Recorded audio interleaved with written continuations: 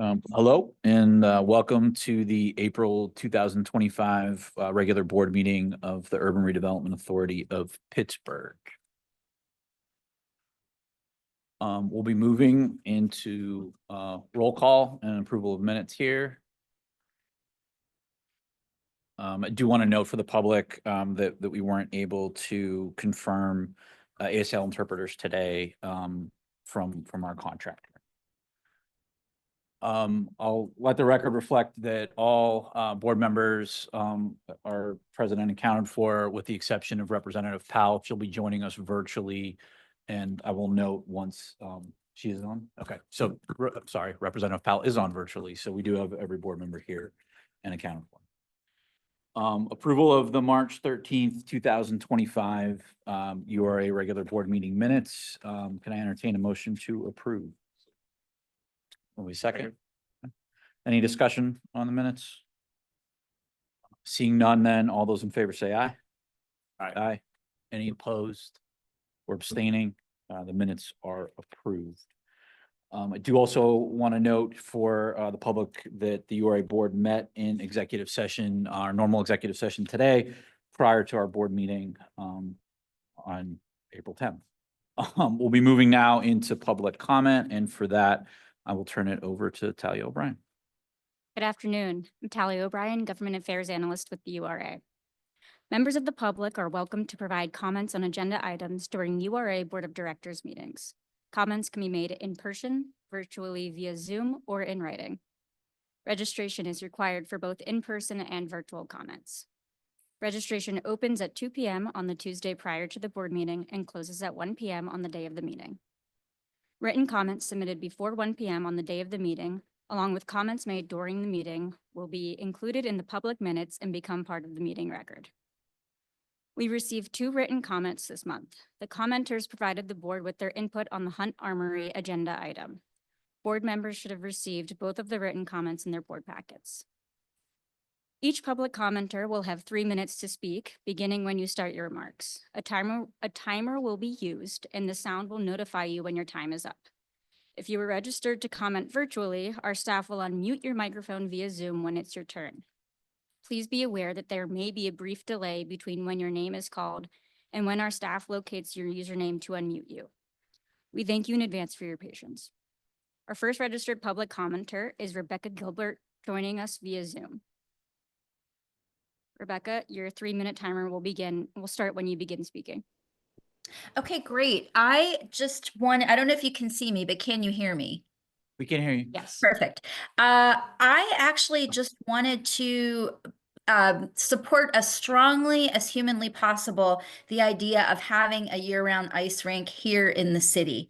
It is so meaningful for public skaters, figure skaters, hockey skaters to have a rink that is accessible by public transportation and that can be enjoyed by those of us who live in the city.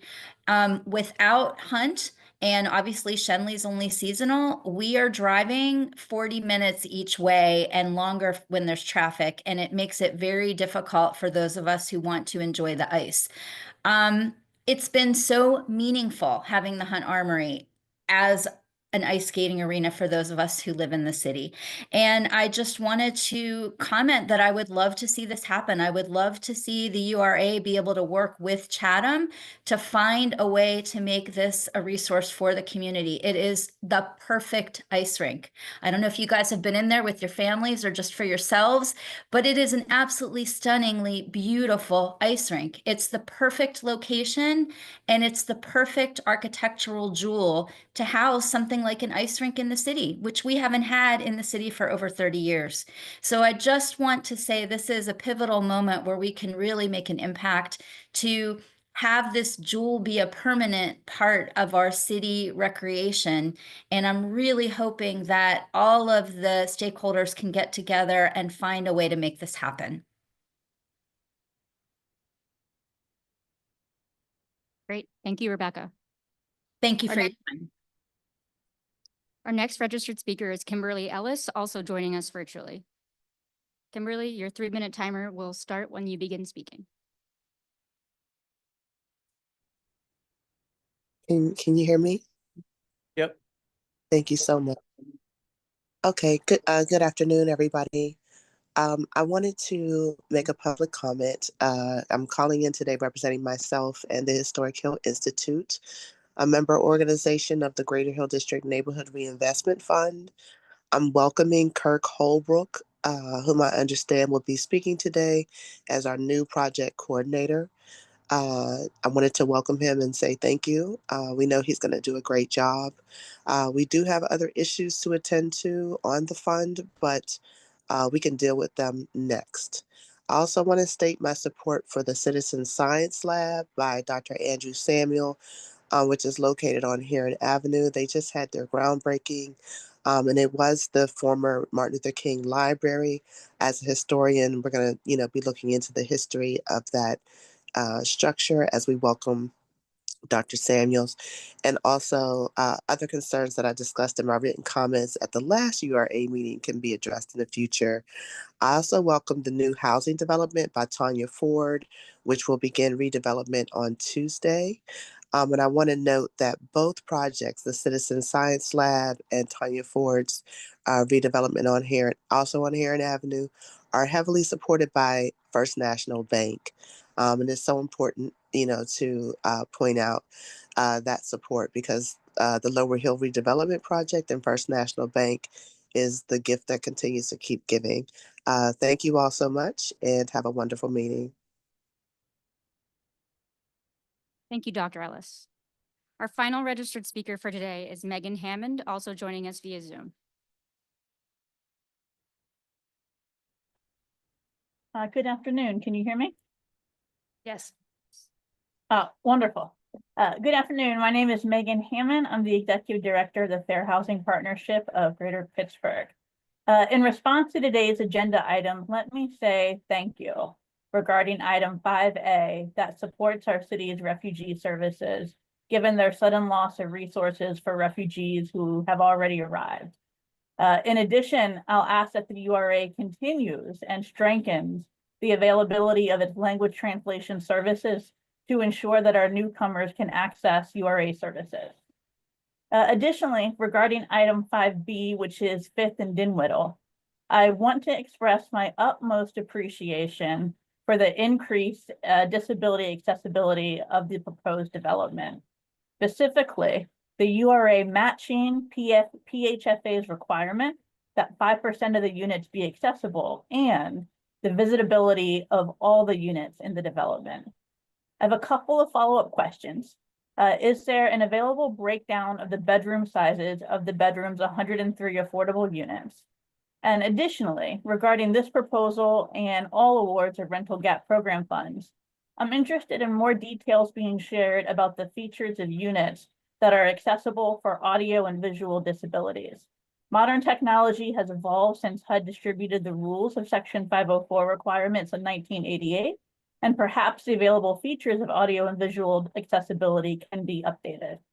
Again, I can't say enough how much 5th and Dinwiddle having all of its units with zero-step entrances, wide entry doors, and zero-step bathrooms is a remarkable step forward for Pittsburgh's rental housing market.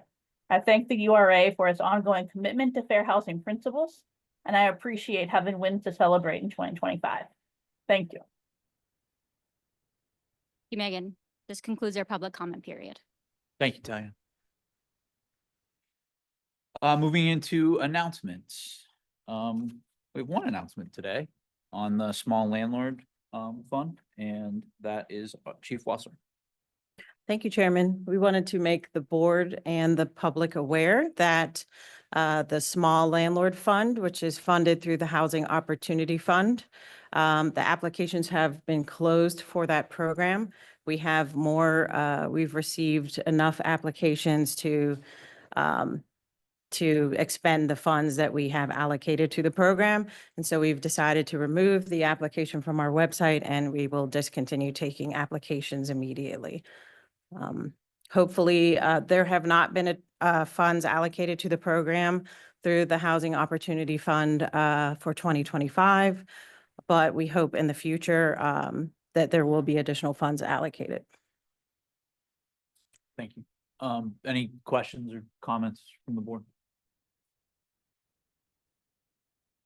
I just want to know, I mean, I can't remember how long ago, it feels like a few months, maybe it was a year, that we voted to change the program guidelines in order to be responsive to some feedback that we had received from small landlords because they had not been using the program. So as I guess unfortunate it is to have to close the applications for now. I think it's a testament to the way in which the team was responsive to that feedback and making those changes that, you know, we received so many applications that we had to close it. So excited to see, you know, as those funds get put to work, what we learn and, you know, those improvements that are made. And as those folks begin taking voucher, you know, holders and others, you know, to preserve affordable housing. So just wanted to make note of that and thank you and your team for the work on it. Thank you. Moving into the rest of the agenda, we have items today in development services, housing, and then our normal consent agenda. First item in development services today is the Shadyside Hunt Armory, and I will turn it over to Chief Link. Yeah, thanks so much. And we're a bit microphone challenged, so we're kind of sliding next to each other so I can be in front of the microphone here. Yeah, thank you, Mr. Chair, members of the board, you know, the public and those folks watching here in person and also certainly via Zoom. So this authorization is an authorization to enter into a long-term lease agreement and approval of the potential sale of the Hunt Armory for $2 million, subject to an option agreement as provided in a long-term lease agreement with Chatham University. I think for the public and for the record, you know, the public record here, I'm just going to give a bit of history of sort of how we got here. The URA's involvement with the Hunt Armory is not recent. It's long term, and certainly the Hunt Armory itself is you know, has been around for quite a bit of time. I think most of us know the Hunt Armory certainly as nearly the 100-year home to the Pennsylvania National Guard 28th Infantry Unit for, you know, nearly 100 years. It was built in 1911, located at 324 Emerson Street, of course, in Shadyside. I think, you know, anybody who's been to the east end of Pittsburgh and certainly that part of our community certainly recognizes the building, certainly as iconic, and I would say at times curious structure in our city. You know, there's a wide amount of history to that building. You know, it's kind of joking before, but it's not a joke. You know, Led Zeppelin's first concert in the city of Pittsburgh was actually at the Hunt Armory. A variety of events were held there beyond the National Guard's use of the building for over a century. I'll say personally, I went to CCD at Sacred Heart, and I can recall like looking inside the windows and seeing howitzers and pretty heavy National Guard equipment. And even if we were lucky at times, when they were deploying for weekend sort of training and exercises, you know, the deployment of equipment in and out of that building over many years.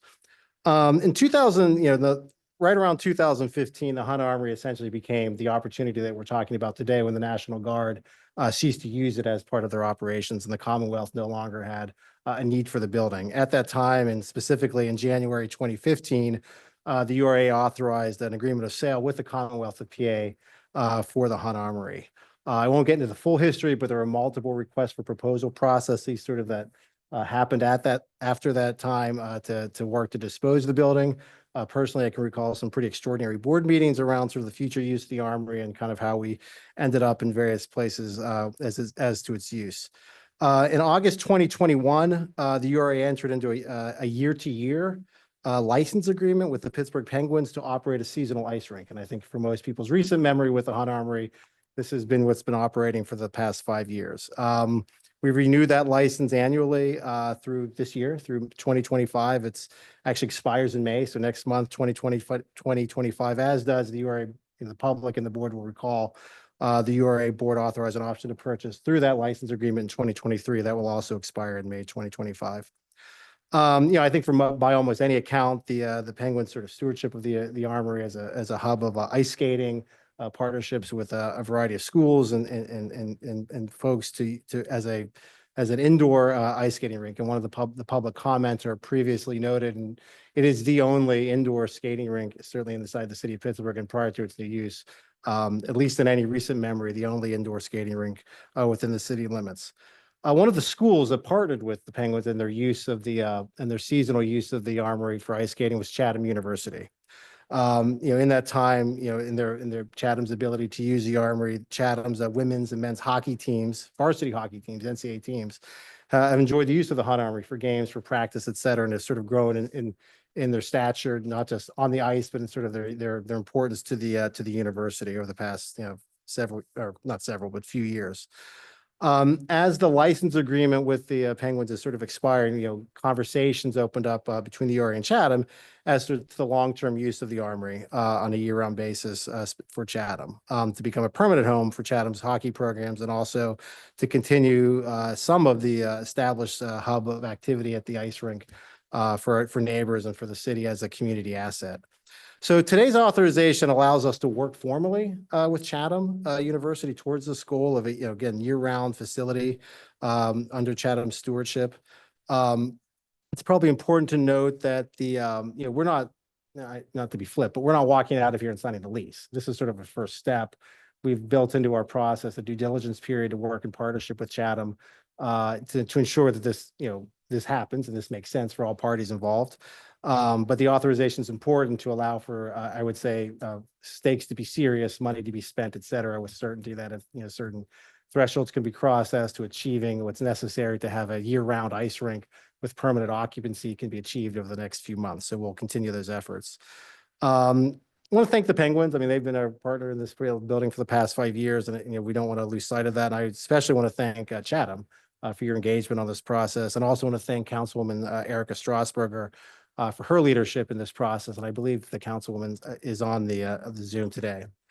I'll conclude my presentation. I just want to note a couple things. Thank my staff and my eyes here, Kate, ML, Alex in particular, helped a great deal with the Hunt Armory. I want to make sure to recognize that URA team that's put a lot of effort into ensuring this sort of continuity and the effort here with today with the Hunt Armory.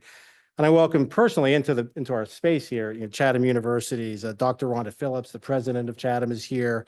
The chair of Chatham's Board of Trustees, Ken Meckelhatton, is here, as well as Leonard Trevino, who is the director of athletics for Chatham University, is here with us as well.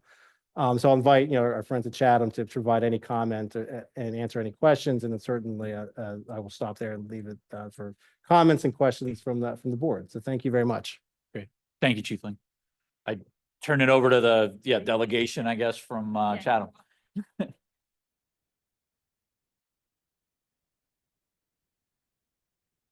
First of all, thank you for this opportunity. We appreciate it.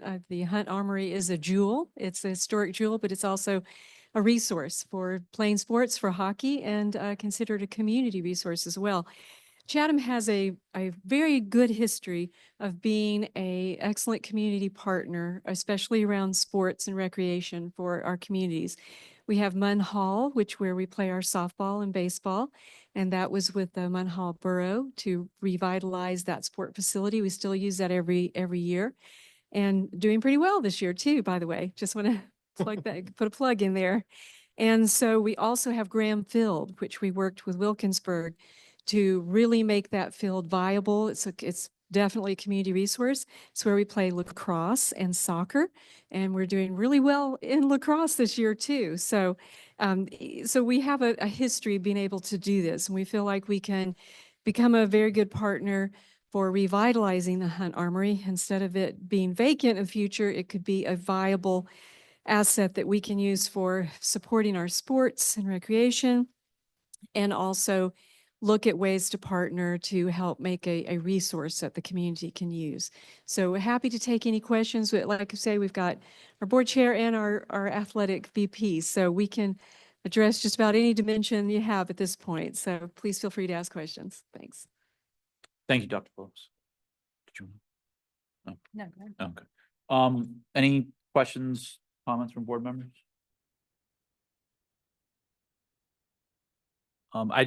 Did you say, is Councilmember Strasburger on? I believe the councilwoman is, although I don't have access to our Zoom audience. Councilperson, did you want to say anything? I know your office sent a letter of support for Chatham here, but wanted to give you the opportunity to speak if you'd like. Yeah, unfortunately, I think she mentioned she was double booked. So Okay. Yeah. Okay, well, we'll keep an eye on it. All right, sorry. Any questions, comments, discussion from board members? Just want, I mean, I'd echo a lot of what Chief Link shared, in terms of, you know, what it's taken to get to this point, the work that the Penguins did, throughout a few RFP processes and, discussion with the community. It's good to see, you know, the folks that have come out sort of in support of this. And I know, the councilwoman's office, you know, in close coordination with the communities is supportive of it as well. You know, I want to thank Chatham for, you know, your interest in pursuing this. I know it's important for the reasons that you said for your own athletic operations, but recognizing, what it has come to mean for folks in the city to be able to have, you know, a sheet of ice, that's regulation size, whether it's for recreational purposes or learning purposes, et cetera. You know, is great to see. And it's, I know not an easy project given the scale, and age of the building, but, you know, is one that'll certainly, be able to be an asset, for years forward. So appreciate the work you've put in thus far, and the team at the authority for keeping at this. If there's no other discussion, from board members, then I'll entertain a motion to approve.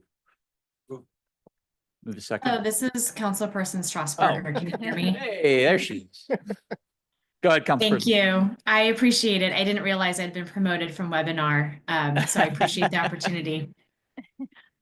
I don't want to belabor it. I want to say that I've been involved with this project since the very beginning through multiple bid processes and public processes, and enthusiastic about the opportunity to continue what we've seen be really successful the last couple of seasons, but with a potentially new agreement with Chatham, and running, you know, hopefully much of the same type of programming, public access, and really growing on what we've seen work well and be embraced by the community. And I look forward to working with Chatham to discuss this further with the community in the months ahead. So thank you. I'm grateful to all of you. I'm grateful to Chatham for their willingness to raise their hand and step up in this time of need. Thank you, Councilperson. So we have a motion, for approval. Do we have a second? Second. Okay. All those in favor? Aye. Any opposed or abstaining? Motion carries. Congratulations. Thank you. Thank you. Thank you. Our next item on the agenda is the Greater Hill District Neighborhood Reinvestment Fund, and Julia McMahon is joining us for this. Good afternoon, everyone. My name is Julia McMahon, and I am a Senior Project Manager in the Development Services Unit. I'm presenting today to seek authorization to enter into a professional services agreement with Kirk Holbrook, a related entity, to provide project management services related to the Greater Hill District Neighborhood Reinvestment Fund, pursuant to an affirmative recommendation from the Greater Hill District Neighborhood Reinvestment Fund Advisory Board for a 2-year contract. Just to give a little background, the Greater Hill District Neighborhood Reinvestment Fund is a fund comprised of proceeds generated through the Lower Hill Local Economic Revitalization Tax Assistance Program and is administered by the URA. The purpose of the Greater Hill District Neighborhood Reinvestment Fund is to invest in the Hill District neighborhoods, including providing financing for development projects and funding for various community needs. To help administer the Greater Hill District Neighborhood Reinvestment Fund and to ensure the funds are spent timely and effectively, the URA, at the recommendation of the Greater Hill District Neighborhood Reinvestment Fund Advisory Board, intends to hire a dedicated project manager. At the December 12th, 2024 regular URA board meeting, an announcement was made for a request for qualifications for the Greater Hill District Neighborhood Reinvestment Fund project manager. The request for qualifications was released on December 13th and closed on January 31st, 2025. During the week of February 24th, staff held interviews with qualified candidates. During the interviews, the Greater Hill District Neighborhood Reinvestment Fund Advisory Board members were invited to join and listen in via Zoom. At an executive session of the Greater Hill District Neighborhood Reinvestment Fund Advisory Board on March 27, 2025, the Advisory Board recommended hiring Kirk Holbrook, a related entity, as a project manager. Requested authorization would allow the URA to enter into a 2-year professional services contract with Mr. Holbrook in the amount of $160,000, not to exceed $80,000 per year, and paid using reinvestment fund proceeds. I can answer any questions, and Kirk is here with us today. Thank you so much. Thanks, Julie. Kirk, I don't know if there's anything you'd like to add or comments you want to make to the board. Good to see you. Thank you, Julia, and good afternoon, board members. First, I would like to express my sincere gratitude in being able to take part in what I truly believe will be one of the most transformative initiatives, not only in the Hill District, but in the city of Pittsburgh. There has been no greater event that has impacted the Hill District's history than the displacement of residents from the Lower Hill District. I remember as a child hearing firsthand from my great-grandmother who lived on Elm Street and was one of the many residents who was displaced from the Lower Hill about the tremendous devastation it caused residents, but also the community at large. I've witnessed community members and residents advocate to ensure that future redevelopment of the Lower Hill will result in the restoration and the revitalization of the Hill District. And so this moment is surreal in many respects because that day has come. Due to the LRTA, due to the reinvestment fund, we will now be able to bring to fruition the hopes and dreams of many community members. We'll be able to support the goals and objectives that have been outlined in the Greater Hill District Master Plan. And we will be able to support not only brick and mortar development, support of small businesses, housing stabilization, but also will be able to support the most precious resource in the Hill District community, which is its people. So I look forward to working across the community from the grassroots to the grass tops with all of our organizations, with all of our stakeholders to ensure that these funds are supportive and really make the impact that I know that they can make. I want to again thank the Community Advisory Board for entrusting me with such a great responsibility. And I am honored to be able to serve my community in this capacity. So thank you. Thank you. Questions, comments from board members? Just a quick comment. Clearly you can see why we suggested bringing Kirk on. Oh, sorry. Just a quick comment. Clearly you can see why we suggested bringing Kirk on board. He comes fully prepared to hit the ground running, and I'm really excited about that. So thank you for agreeing to accept this position, Kirk. As we all know, this is a tremendous tool for the Hill District community, but as we also all have to acknowledge, it has sat for too long, not servicing the community. And in part because it wasn't someone who had the task of waking up daily and ensuring that these dollars went to benefit the people of the community. And now we have someone who's going to be on the ground daily doing that work. And so I'm really excited to be able to move forward. At the last community meeting I was at, bringing on someone was one of the most important topics. We've had public comment that we received, I think the last 2 board meetings, that also made the suggestion to please hire someone that could actually do this work. So we are following through on those commitments. And I'm really excited to begin working with you as soon as your contract is signed. Any other questions or comments from board members? I don't know that there's anything to add to what all of you've said. So would just echo the thanks for raising your hand to step up on this. It's critically important. There's no other discussion. Entertain a motion to approve. So move. Can we have a second? Second. All those in favor? Aye. Aye. Any opposed or abstaining? Motion carries. Thank you again. Congratulations.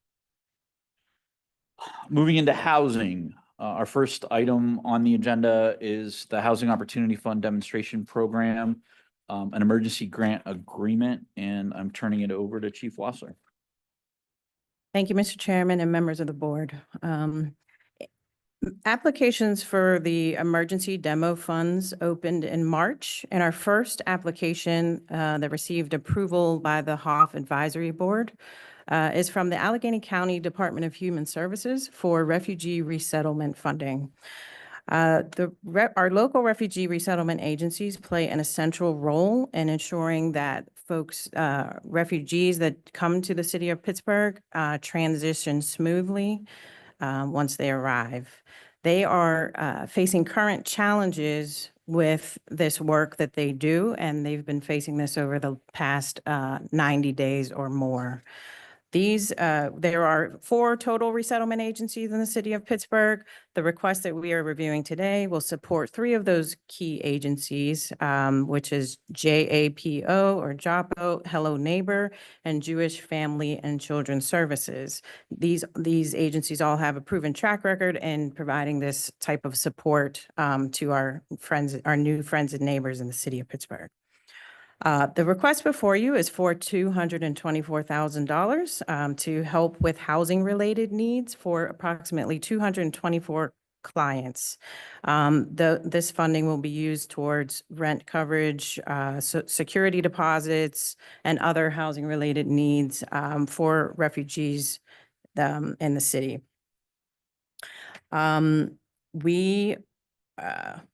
This is only, 1/3 of the total request. The full scope of the need is $672,000, and the city/URA are collaborating with Allegheny County and local foundations to fill that full request of the $672,000. So I just want to thank our partners for their continued support. Our partners are refugee resettlement agencies in the city of Pittsburgh for their continued commitment to this human-centered work. And I also want to welcome our new neighbors that are here because of this work and thank the board for considering this request. To provide more information on the request, Abigail Horn, the Deputy Director of Department of Human Services, and Dana Gold from JFCS are both available via Zoom. Hi, Abby and Dana. Do you want to provide more information about the request?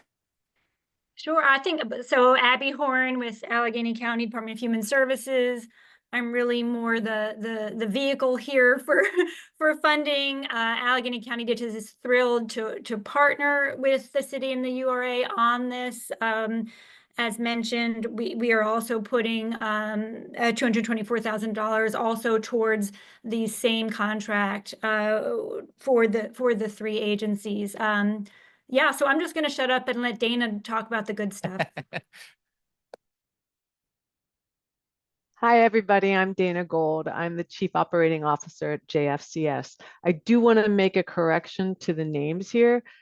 JAPO begins with an A, and it stands for Acculturation for Justice, Access, and Peace Outreach. That's a JAPO.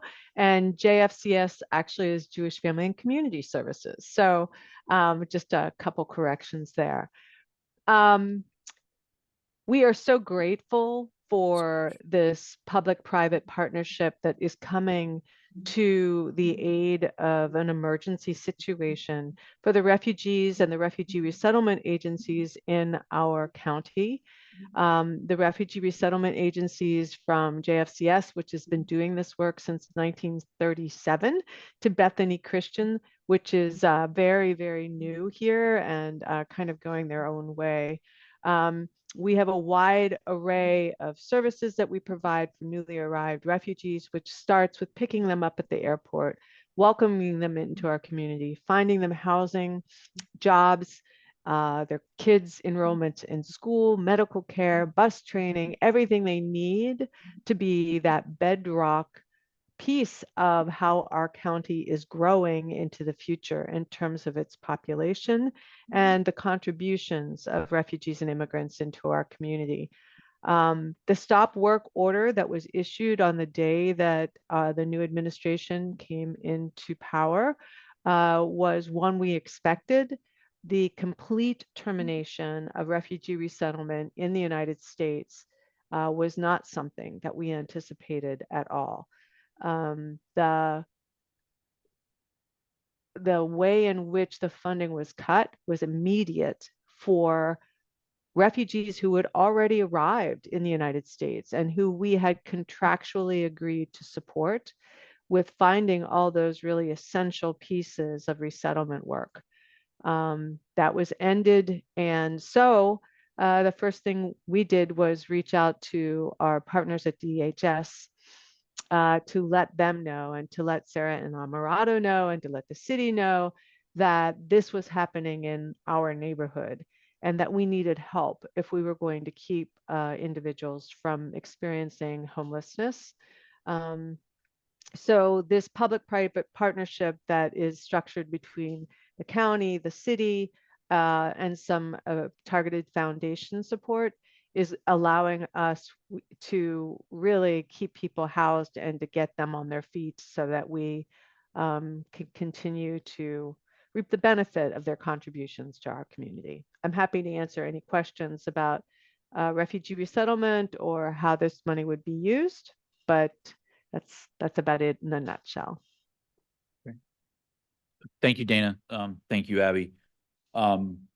Just to what you pointed out, at least as it relates to the names, before we start discussion, I do want to make a motion to amend the resolution.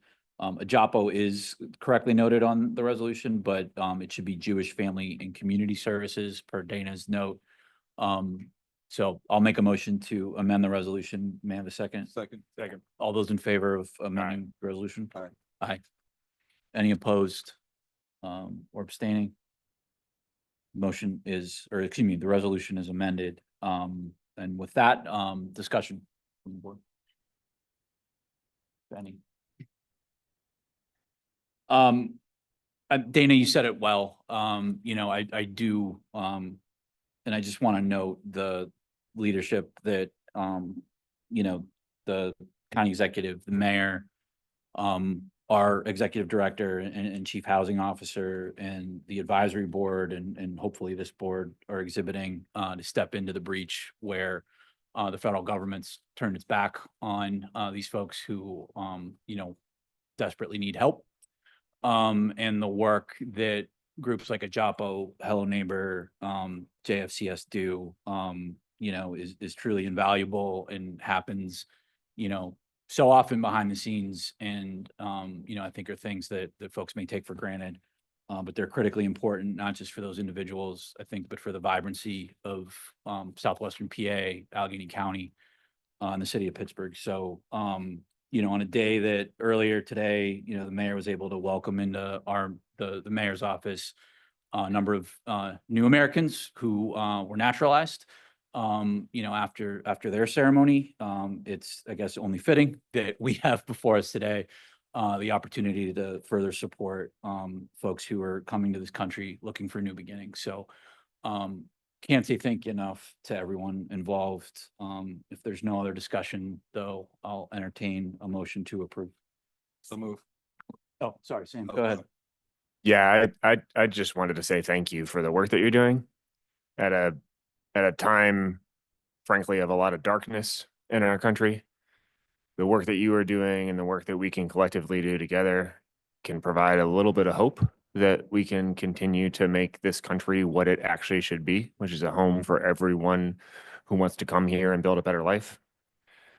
I appreciate the leadership of the mayor in saying that Pittsburgh will not be a city that targets our immigrant community, that Pittsburgh will not be a city where we have our police cooperating with this inhuman immigration crackdown that we're seeing across America, where people are being targeted regardless, frankly, of their legal status, where people are being targeted who have the legal right to. We've had members all across the East Coast who have green cards, who have legal status, who have legal student visas, like the student at Tufts is an SEIU member, the woman who was like forcibly kidnapped from the streets of Boston is an SEIU member.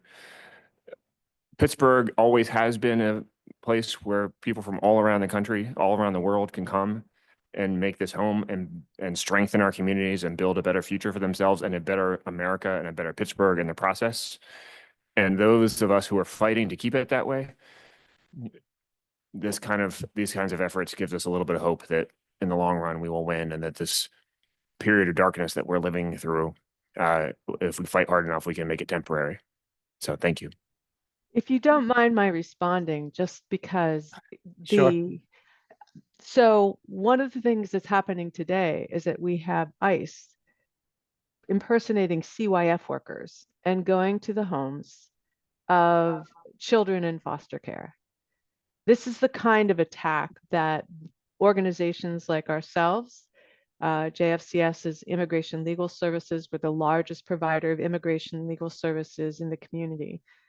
but our lawyers are running around to children's homes right now trying to protect them. So what we're trying to do and coming together right now, we have a collaboration of 20 different organizations in Allegheny County, and it's called the Collaborative for Immigrant Impact, where we're trying to use all of our strength bound together to really protect, defend, and support our community. Thank you, Tim. Any further discussion? Seeing none, then entertain a motion to approve. So move. Second. Okay. All those in favor? Aye. Aye. Any opposed? Abstentions? Will abstain, just given my role with the county.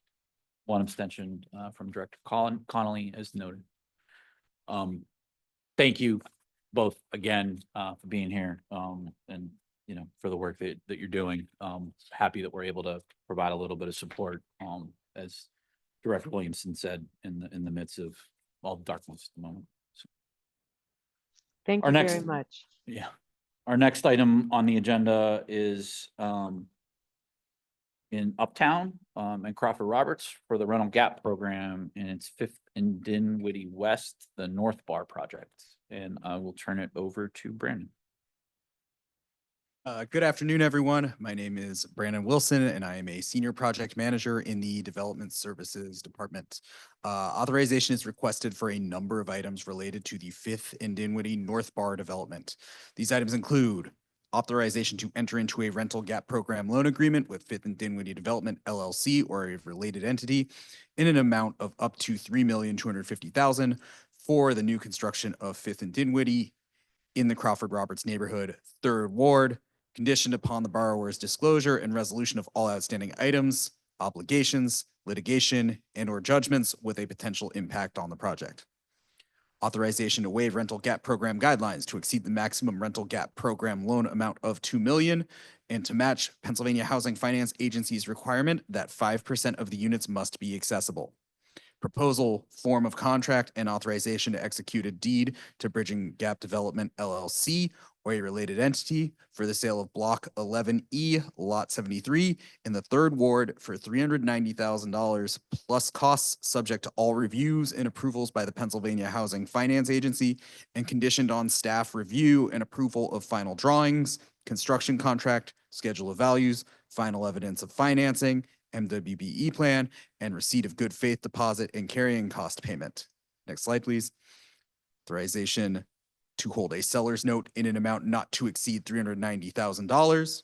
Rescission of resolutions 258, 259, and 260 of 2023, which approved a Pittsburgh Business Fund loan agreement of $1,575,000 with 5th and Dinwiddie East LLC or a related entity. Final drawings, final evidence of financing, and authorization to execute a deed for the sale of Block 11E, Lot 85 in the 3rd Ward to 5th and Dinwiddie East LLC for $1,080,000 and retention of a seller's note in an amount not to exceed $1,080,000 and rescission of Resolution 263 of 2021, which approved the proposal and form of contract for the sale of the entire 5th and Dinwiddie site to 5th and Dinwiddie Development LLC or a related entity. Next slide, please. The 5th and Dinwiddie North Bar project is a 103-unit housing development brought to the city by Bridging the Gap Development LLC. The URA released a request for proposals on February 27th, 2019 for the site with the goal of implementing the community-supported vision identified in the 2017 Eco-Innovation District Plan. Bridging the Gap LLC responded with a proposal to redevelop a vacant building and parking lot at the intersection of 5th Avenue and Dinwiddie Street. The $3.25 million rental gap program loan would be sourced from 2023 affordable housing bond proceeds.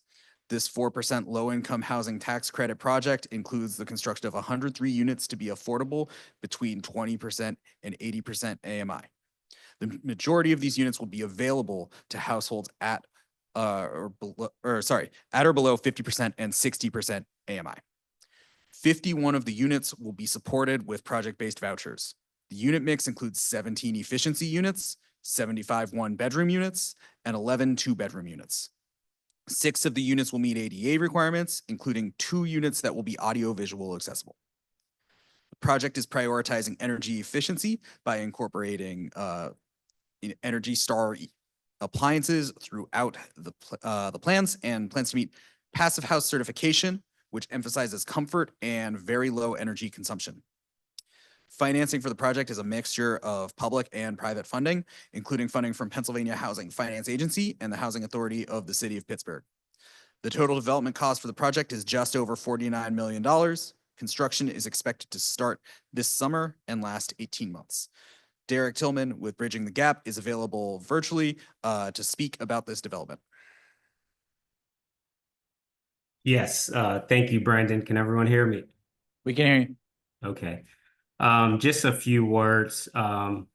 Today has been a long time coming, as you heard from Brandon's introduction of the project, and is a testimony as a man of faith, of my faith in God, but also a testament of hard work from a lot of people on my team, as well as a lot of hard work from several public agencies, which include, but is not limited to, the URA, the Housing Authority, City of Pittsburgh, PHFA, and Enterprise, just to name a few.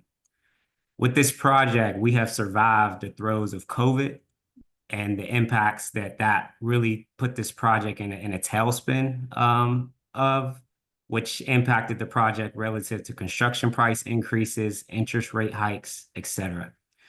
We've went through 3 URA executive administration changes, started actually under Robert Rubenstein, then into Greg Flistrom and Diamante Walker, and currently under Sushila Nimani Stanger's tenure. And I will note that we will not go into a 4th. This project will close under Sushila's tenure. The project had to be restructured several times to land on the current iteration and the final structure.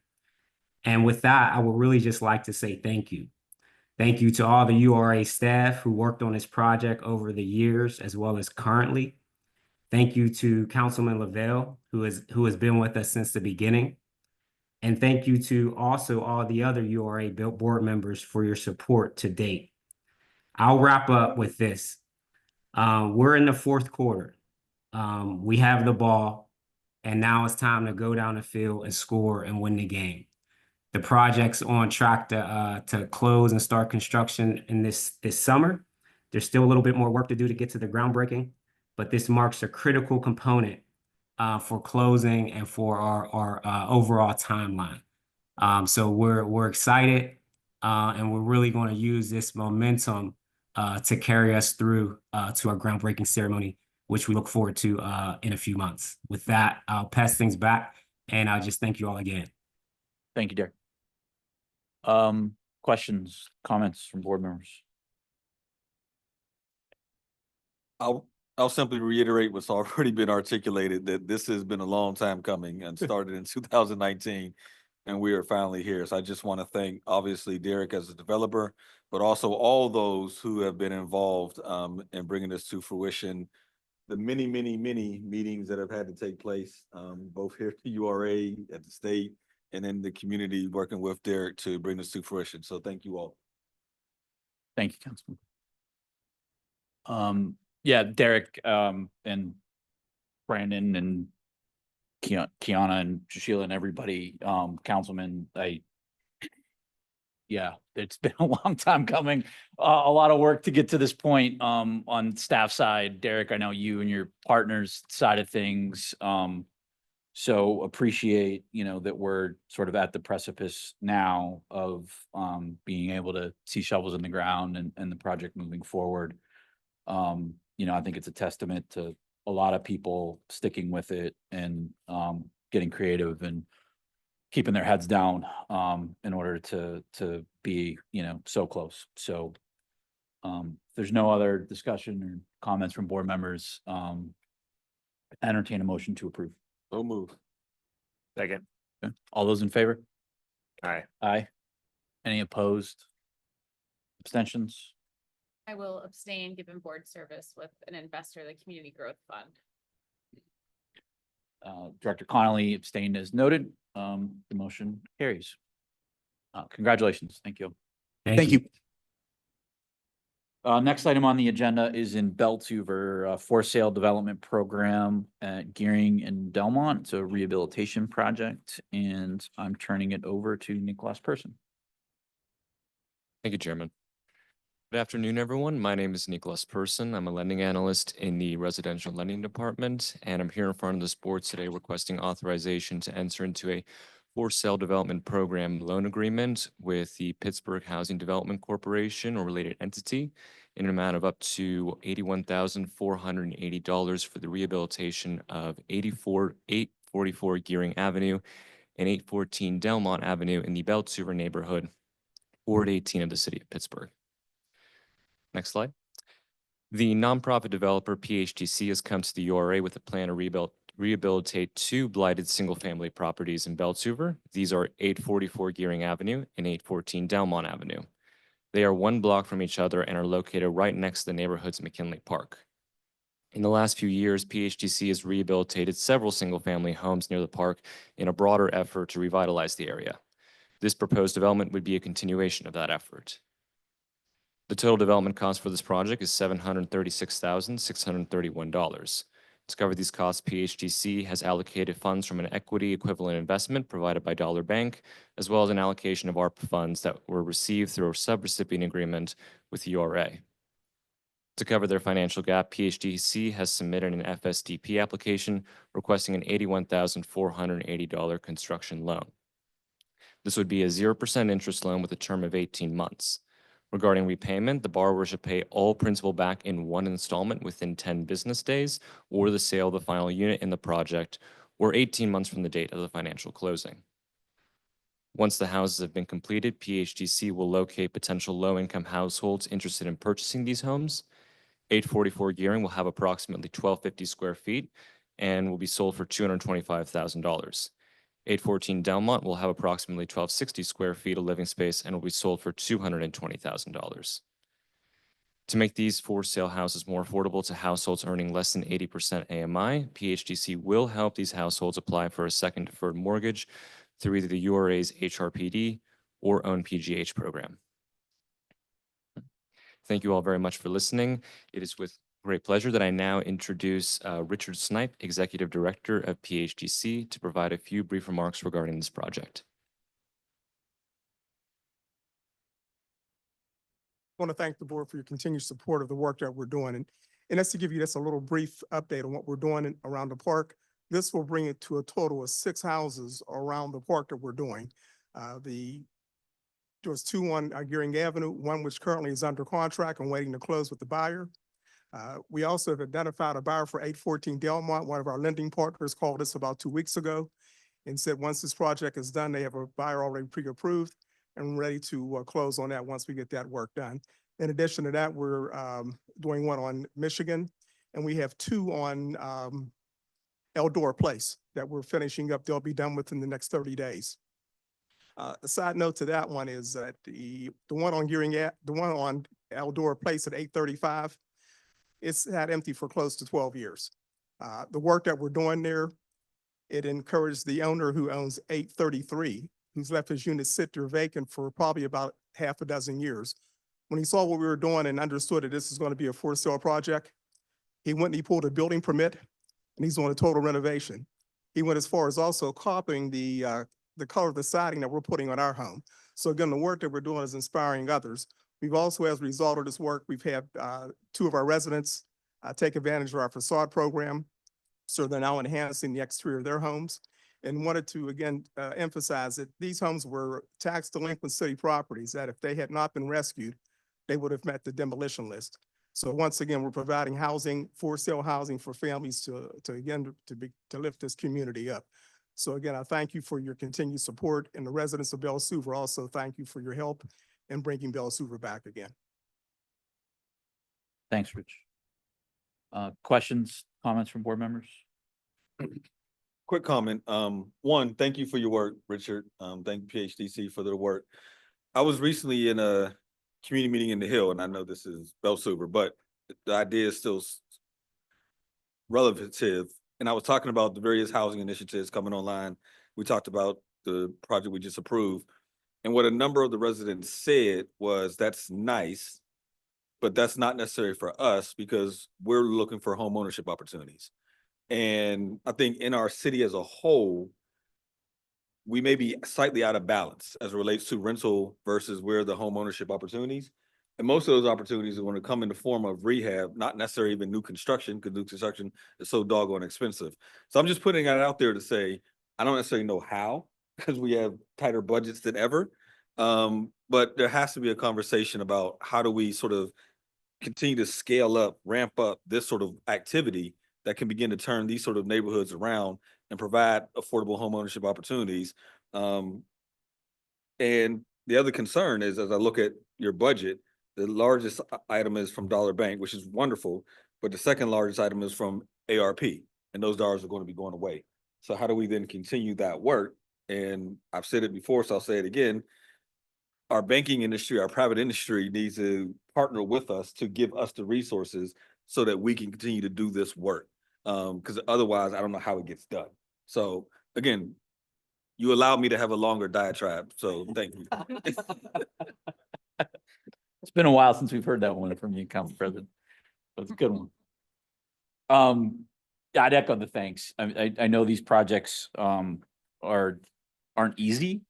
And for the reasons that you said, Rich, in terms of, folks see the investments here and then feel confident and comfortable in investing in properties around there. They're critically important, even though they happen, 2 at a time or 3 at a time, et cetera. But, the way in which, implicit in what you said, we think about how those happen and sort of concentrating them to get to a scale or critical mass in order to allow those follow-on effects and hopefully follow-on investments, to the Council President's point, to bring it forward as, we come to the end of expending, the funds that we had to realize projects like that, I think is critically important. So appreciate that.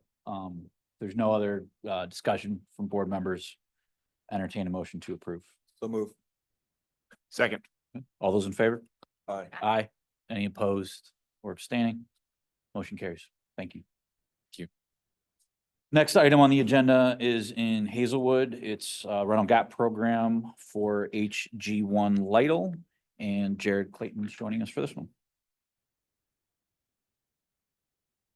Hello, I'm Jared Clayton, a residential lending analyst with the URA.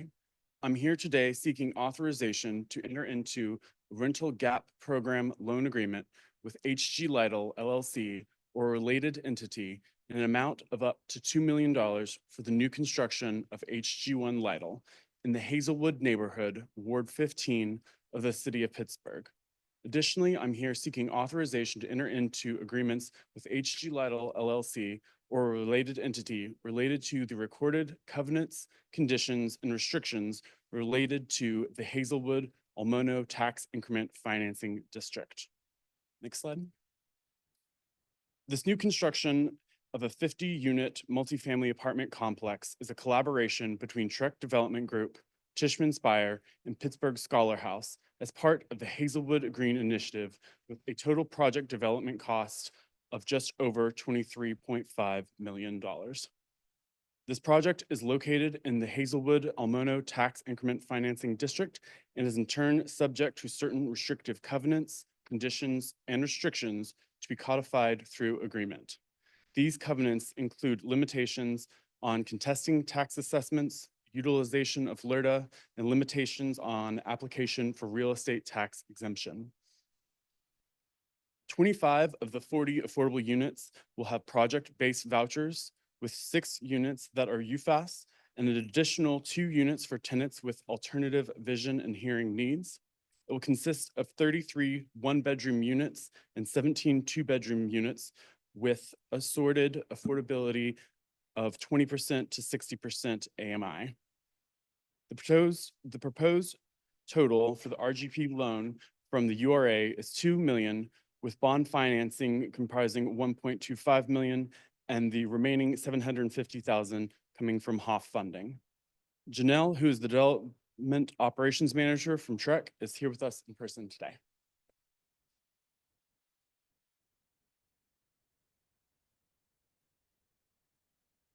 Hello, everyone. Thanks for making time for us to be with you today.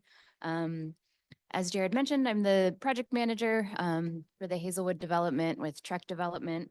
We're excited to be part of a growing number of stakeholders who have been at work here at this site in Hazelwood for many, many years, working to redevelop this former brownfield, but to do it with sensitivity and intentionality to really develop well and to develop without displacement is a kind of core foundation belief of the community groups that we've been working with. And so in addition to the information that Jared shared, wanted to highlight that this will be the first residential development on the Hazelwood Green site. It's significant that it will be 80% affordable housing. We will have 10 of the 50 units will be market rate development.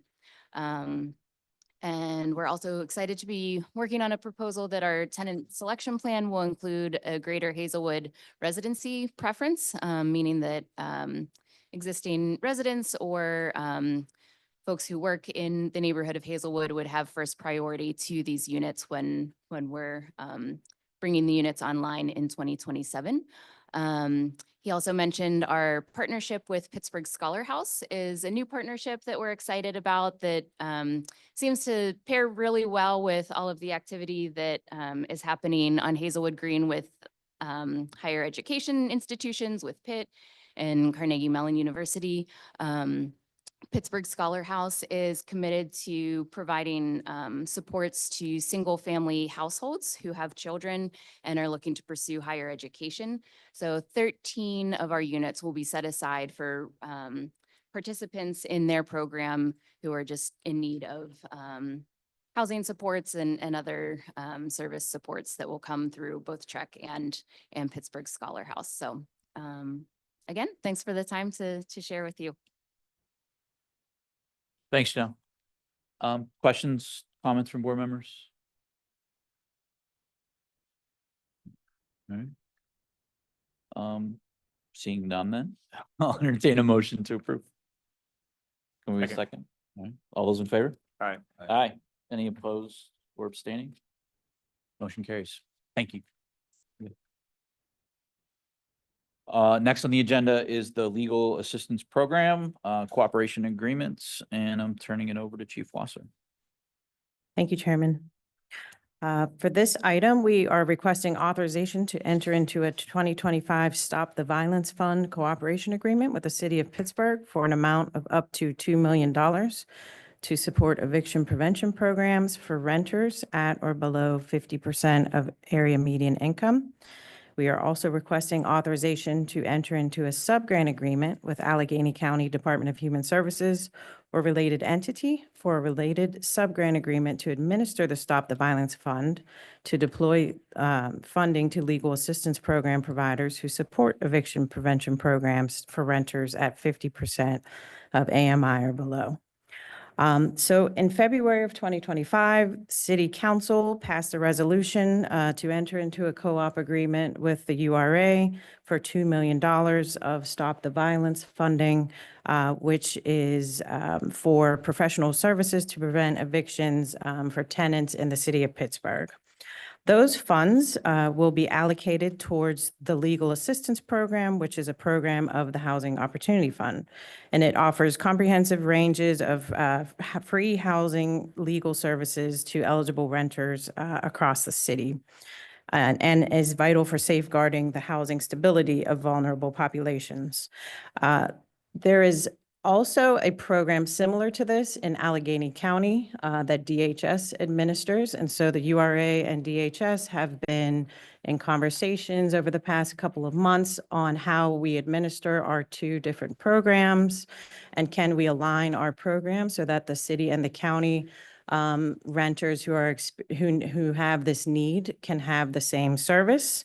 And so we are planning to enter into a sub-grant agreement with Allegheny County DHS so that they can administer the LAP program with these funds on our behalf. So the goal here is the URA will accept the funds. We will sub-grant with DHS. DHS has been working on researching these types of programs, benchmarking these programs, and, you know, coming up with like best practices. We do expect potentially our program, the legal assistance program as we know it today, could potentially change. We may be coming back to the board with guideline changes in the future after DHS and after we finish the coordination of this effort. But for today, we're focused on kind of getting the money and getting ready to start that planning. With us today to speak about this is Abigail Horn, Assistant Director of DHS, as well as Swain Uber, Housing Policy Attorney from Community Justice Project. Abby and Swain, would you like to provide any additional comments? Hi, thank you so much. I'm still here. Yeah, you're back, Abby. Yeah, yeah, you just can't get rid of me. I think here too, really, my role is just to express, I just think this is a great opportunity to align the work of the city and the URA with the county's approach to eviction prevention and legal assistance. We have been working hand in hand, and I think by running this funding through our contracts and working through the design together is really a great way to make sure that we have continuity and clarity of the programming. Yeah, I really appreciate the partnership. Yeah, thanks everyone for having us and for moving forward on this program. I think Kiana and Abby discussed it quite well. This is a pretty exciting time, I'd say, for eviction prevention, which seems like an odd thing to say, but the county has allocated a significant amount of funding for this for the next fiscal year. We, as Abby mentioned, we've been working very closely in coordination with Allegheny County Department of Human Services to develop, to kind of create the next generation of programming, including rental assistance, other types of upstream interventions that hopefully, you know, get to people before they're destabilized, and lots of other exciting developments that we're still in the process of working through. So in a way, this is perfect timing for city funding to be folded into it as well.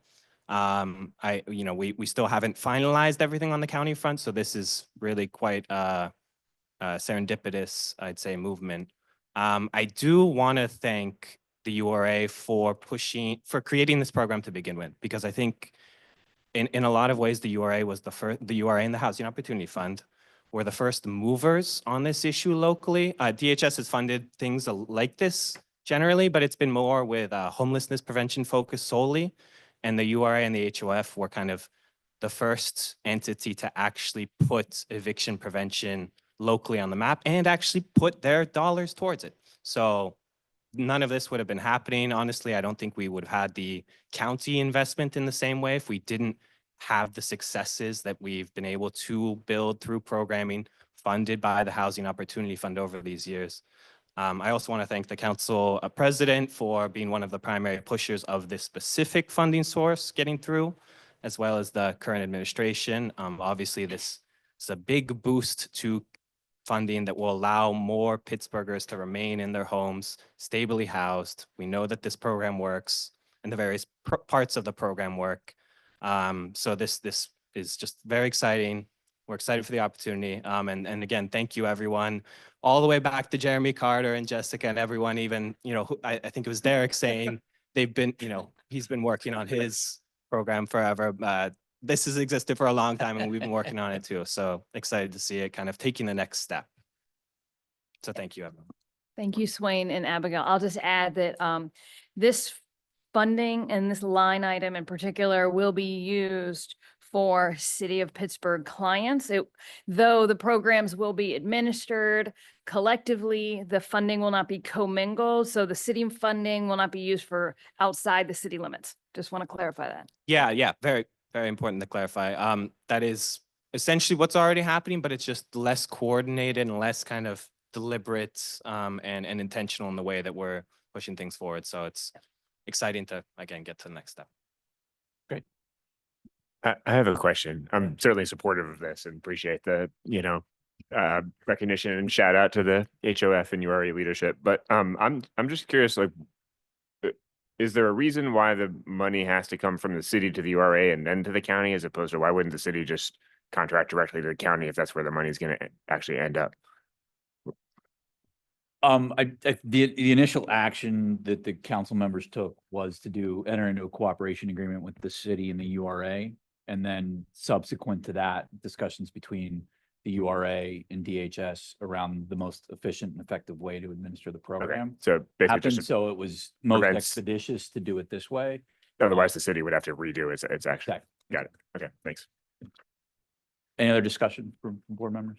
Just have a comment. Sure. Just taking the opportunity to thank my colleagues at DHS, of course, and Swain, but I think this demonstrates there's a lot of collaboration, and I want to thank the URA team, the director, and Kiana. And I mean, right before this, Chairman Chintalopoulos and I were on another call about an affordable housing issue that spans the city and the county. And so a housing crisis and an affordable housing crisis doesn't know a boundary of, city and then outlying communities. So I just want to thank the URA team, especially for the level of innovation and collaboration that they're showing up in meetings with us at the county to think about how we solve these issues together. So this is just one of many ways that I think we're doing that. And while it means that collaboration means I have to abstain from more votes at these these meetings, I do appreciate that it's happening. So thank you.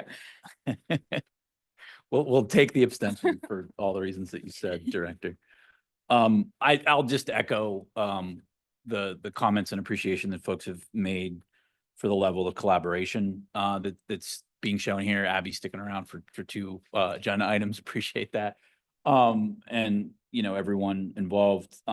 As Swain noted, Council President, thank you, your colleagues, in particular, Council members Warwick and Gross, for the legislation they put forth to have some dedicated funding put towards eviction prevention.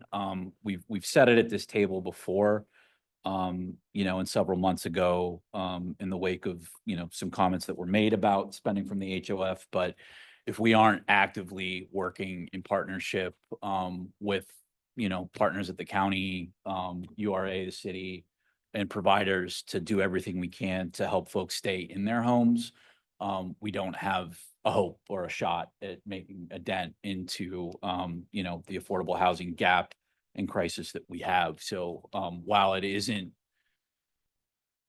a groundbreaking and a ribbon cutting, it is vitally important so that when we do have those units we're preserving, those units that we're creating, we're able to make those available to new households who need them, and not folks who are, unfortunately moving and housing unstable from somewhere else. So really do, want to acknowledge that, thank everyone around the table, for doing that. And the county executive, the mayor, and respective teams for being willing to sit down, cooperate, collaborate in order to do something and hopefully leverage these funds even further. So if there's no other questions or comments from board members, entertain a motion to approve.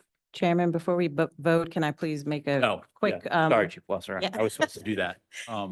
Do you want to do it? Yeah, I can Okay. just note for the public that on the board agenda, page 2, the authorizations include language that says homeowners at or below 80% of area median income, and that language from both items E1 and E2 ought to be struck, and it's correctly noted both on the slides as well as the resolutions on page 21, as well as the director's report. So we don't need a formal amendment since it's correctly noted there, but just for the public's benefit, want to make sure to call that out. So thank you for the reminder. With that then, entertain a motion to approve. So moved. Second. All those in favor? Aye. Aye. Any opposed? Abstention? I will abstain. Thank you. Director Connolly abstained as noted. The motion passes. Thank you. gonna set a record. Thank you. One we think. All right, the consent agenda is next. We'll roll through that on the slides for the public. If there's any questions, comments, discussion from the board on the consent agenda? If there is none, I'll entertain a motion to approve in its entirety. We have a second. Second. All those in favor of approving the consent agenda, say aye. Aye. Aye. Aye. Any opposed? Any abstentions? Think No. so. All right. Consent agenda is approved. With that, I will entertain a motion to adjourn. So moved. Second. We are adjourned. Thank you all. Thank you.